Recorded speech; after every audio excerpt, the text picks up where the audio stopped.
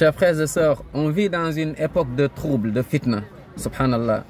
Il y a beaucoup d'ignorance, subhanallah. Il y a beaucoup de groupes, il y a beaucoup de sectes. Des fois, subhanallah, les gens, il y en a qui sont perdus. Tu ne sais même pas, subhanallah, tu es perdu.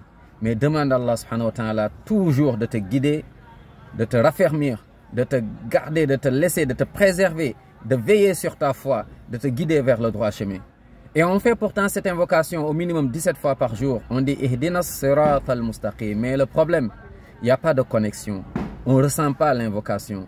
Subhanallah, la langue, ce que la langue dit, subhanallah, et en fait, il n'y a pas de connexion entre ce que la langue prononce et le cœur, subhanallah, qui intercepte la chose, l'invocation. Donc, essaye de te connecter. Quand tu fais l'invocation, essaye de vivre l'invocation. Essaye donc de sentir, subhanallah, que tu aies un ressenti. Masha'Allah, tu invoques, tu demandes à celui qui a tout, subhanahu wa ta'ala.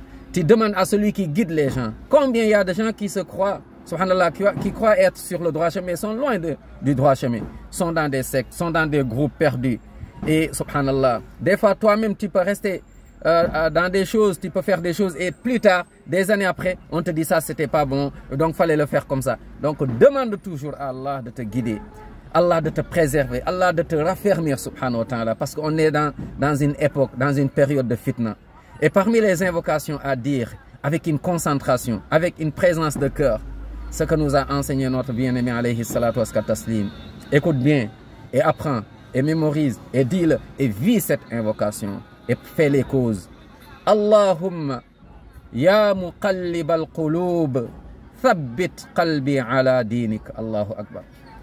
Oh Allah, toi qui retournes les cœurs,